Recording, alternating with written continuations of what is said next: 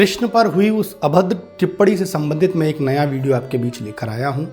आशा है मेरी बातें, मेरे तर्क आपको पसंद आएंगे और जितने भी कृष्ण भक्त हैं, जितने भी धार्मिक लोग हैं, वो इस वीडियो को सुनकर एक राय बनाएंगे कि आखिर सच क्या है। इतने वर्षों से राम कथा कहने के बाद वो कृष्ण भक्ति के बारे में सिर्फ इतना जान पाए कि उन्होंने कृष्ण के बारे में ये लांछन लगा दिया। इस महापुरुष के दर्द अल्लाह जाने यार। लेकिन आज मैं एक ऐसे कवि का नाम लेना चाहता हूं जिसकी 4 पंक्तियां इतनी भारी हैं कि मुरारी बापू पूरी जिंदगी कथा कहें तब भी कृष्ण को उन 4 पंक्तियों के बराबर नहीं जान सकते। वो कवि हैं मुस्लिम कोख से जन्मे रसखान। उन्होंने लिखा, शेष शेष बलदाऊ, शेष शेषनांग, शेष महेश गणेश दिनेश सुरेशहु जाय निरंतर गावें। शेष महेश गणेश दिनेश सुरेशहु जाय निरंतर गावें। जाय अनादि अनंत अखंड अछेद अभेद सुवेद बतावे। नारद से सुख व्यास रटे, नारद जी जैसे बड़े बड़े परम विद्वान जिनको रटे घूम रहे। नारद से सुख व्यास रटे पचिहारे, तहु पुण्य पार न पावे। ताय अहीर की छोहरियां छजियावर छाछ पे नाच नचावे। एक मटकी को दिखाकर उसी कृष्ण को जो आदि है, अनंत है, अखंड है, अछेद है, अभेद है, वो एक माखन के लिए नाचता है, गाता है। कृष्ण के जीवन का तत्व है प्रेम तत्व। उस प्रेम के वशीभूत होकर कृष्ण ऐसा कर सकते हैं कि आप कल्पना भी नहीं कर सकते। छोटे छोटे ग्वालों के बीच उन्होंने अपनी जीवन की लीलाएं दिखाई। उन कृष्ण के बारे में जब मुरारी बापू ने बहुत सारी बातें कही तो मैं बहुत तार्किक रूप से जवाब देना चाहता हूं। दूसरा उनका तर्क सुनिए। उसकी जनता, उसके बेटे, बेटे के बेटे दून शराब पीते थे। वो कहते हैं कि उनके लड़के शराबी थे। कृष्ण के 80 पुत्र थे। 80 पुत्रों में रुक्मिणी से जो पुत्र थे प्रद्युम्न, वो सबसे बड़े थे। आप में बहुत कम लोगों को पता होगा कि कृष्ण ने प्रद्युम्न को बड़े खास तरीके से पाला था। जब प्रद्युम्न की उम्र केवल 7 दिन की थी, उसी समय कृष्ण ने सोते हुए प्रद्युम्न को उठवा लिया था रुक्मिणी के पास से और जंगलों में पाला। जब उनकी उम्र 20 वर्ष की हुई तब वो एक योद्धा बनकर द्वारिका में लौटे। प्रद्युम्न बहुत ही सुंदर थे और कृष्ण की जो समस्त ऊर्जा थी वो प्रद्युम्न के अंदर दिखाई पड़ती थी।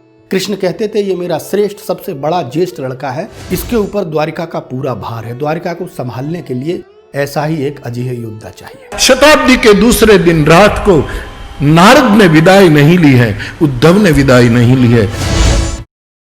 वो कहते हैं कि जब कृष्ण का शताब्दी समारोह मनाया गया, शताब्दी समारोह किसने मनाया था? उसका बड़ा भाई दाऊ 24 घंटों पीता था, बलराम। जिस दाऊ को वो 24 घंटे कहते हैं कि वो शराब पी के धुत रहता था, ये शताब्दी समारोह दाऊ के द्वारा ही आयोजित किया गया था। मैं आपसे पूछना चाहता हूं, कृष्ण के जीवन का सर्वाधिक करीबी कौन था? कृष्ण के जीवन के सर्वाधिक करीबी 3 लोग थे। उनके भाव सखा उद्धव और उनके बड़े भैया बलदाऊ, जो शक्ति के पुंज थे, जो शक्ति के स्वरूप थे। कृष्ण के जीवन के हर एक क्षण में वो साक्षी रहे।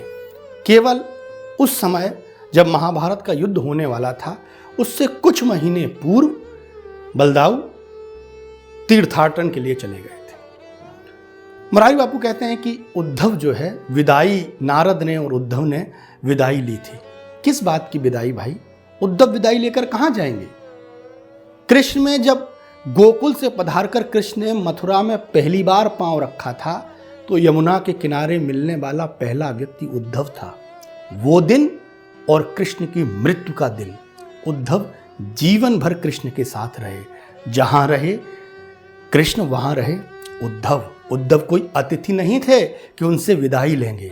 उद्धव को सर्वाधिक सानिध्य कृष्ण का मिला है।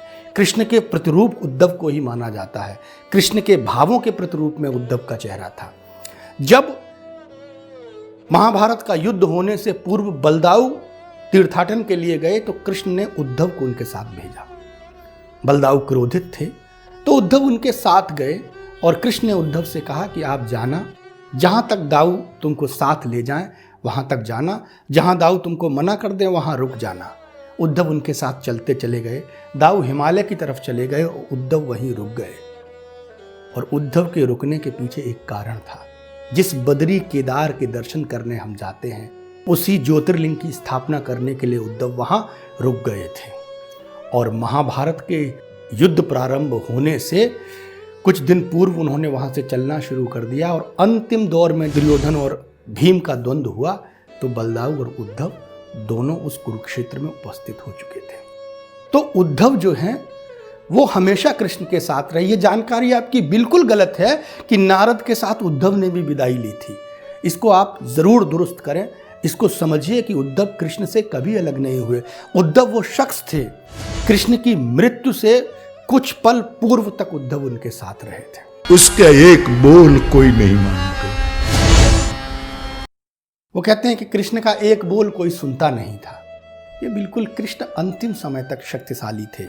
सिर्फ इतनी सी बात थी कि कृष्ण ने जीवन में कभी सिंहासन ग्रहण नहीं किया।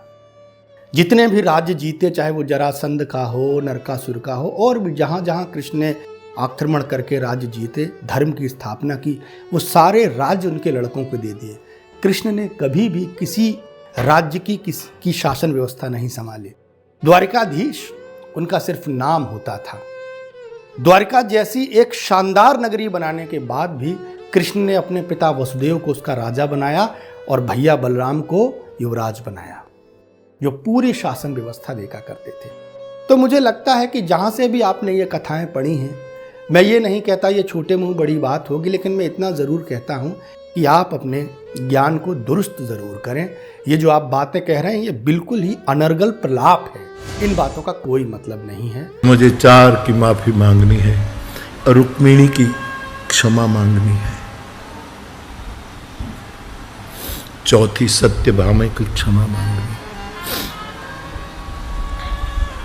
कई पात्र उसके सामने आते हैं, राधा की भी। वो कहते हैं कि कृष्ण कह रहे हैं कि मुझे रुक्मिणी से माफी मांगनी है। क्यों भाई, कृष्ण रुक्मिणी से माफी क्यों मांगे? वो रुक्मिणी जिसको कृष्ण ने कभी देखा तक नहीं था, सिर्फ उसका प्रेम पत्र पढ़ा था, जिसमें अंतिम पंक्ति ये थी कि अगर तुम मुझे लेने नहीं आए कृष्ण, तो मैं प्राण त्याग दूंगी, किसी और से विवाह नहीं करूंगी। प्रेम पत्र पढ़कर कृष्ण दौड़ पड़े। वो राजा विदर्भ का राजा भीष्मक, जो अपनी पुत्री के स्वयंवर की तैयारी में था, उसका भाई रुक्मिणी का रुक्मी, जो कृष्ण की जान का शत्रु बना था जरासंध के डर से, उस रुक्मिणी के प्रेम में कृष्ण वहां तक गए। अपनी लोक लाज मर्यादा भूलकर, प्रेम के वशीभूत होकर उस रुक्मिणी को अपने यहाँ ले आए। रुक्मिणी को जीवन पर्यंत कृष्ण से कोई शिकायत नहीं रही। वो जीवन भर यही कहती थी कि मैंने कौन से पुण्य किए थे जो मुझे आप जैसे पति मिले। कृष्ण की मृत्यु के बाद रुक्मिणी उनके साथ सती हो गई थी। वो कहते हैं कि मुझे सत्यभामा से माफी मांगनी है। सत्यभामा से माफी किस लिए? सत्यभामा उसके पिता सत्यजीत द्वारा दी गई भेंट थी कृष्ण के लिए। जिस मणि के लिए कृष्ण ने संघर्ष किया था, जब वो मणि मिल गई तो कृष्ण के मणि के साथ साथ सत्यजीत ने सत्यभामा को कृष्ण को दिया था। सत्यभामा की आंखों में प्रेम देखने के बाद कृष्ण ने उससे विवाह किया था। जब नरकासुर का वध करने कृष्ण गए थे तो सत्यभामा उनकी सारथी बनकर उनके साथ गई थी। सत्यभामा ने जीवन भर जिन जिन ग्रंथों में, जिन जिन पुराणों में, जहाँ जहाँ मैंने पढ़ा, सत्यभामा ने एक ही बात कही है, कान्हा, कृष्ण, वासुदेव, माधव, मैंने ऐसा कौन सा पुण्य किया था जो मुझे पति के रूप में आप मिले। राधा से कृष्ण को माफी मांगनी है। किस लिए राधा से कृष्ण माफी मांगेंगे?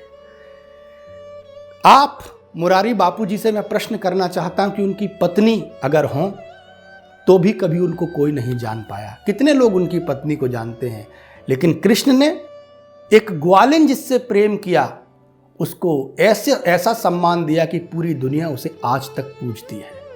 प्रेम का ऐसा सम्मान करने वाला संसार में कोई दूसरा व्यक्ति हो तो मुझे बताएं। राधा से कृष्ण माफी क्यों मांगेंगे? ये सब आपकी मनगढ़ंत बातें हैं। कृष्ण ने जिससे भी प्रेम किया पूरा जीवन निभाया। सुदामा कहते हैं कि सुदामा रो रहा है, सुदामा रो रहा है। सुदामा क्यों रो रहा है? ऐसा मित्र जो सिर्फ सुदामा के साथ पढ़े थे, अंकपाद में संदीपन मुनि के आश्रम में सुदामा से उनको प्रेम था, उसी सुदामा को उन्होंने सुदामापुरी जैसा राज्य भेंट कर दिया था। ये उनकी मित्रता का सबूत था। कोई शिकायत जो आप कर रही है, सारी जितनी भी बातें हैं, आपकी सारी बातें मनगढ़ंत हैं और ये आपके द्वारा कथानक बुना गया है आपकी कहानियों को प्रेषित करने के लिए। नाटकीय ढंग से आप जिस तरह से व्यासपीठ पर बैठकर उसको कलंकित करते हैं, ये क्षम्य नहीं है। तो मेरे साथ एक बार बोलिए, राधे कृष्णा।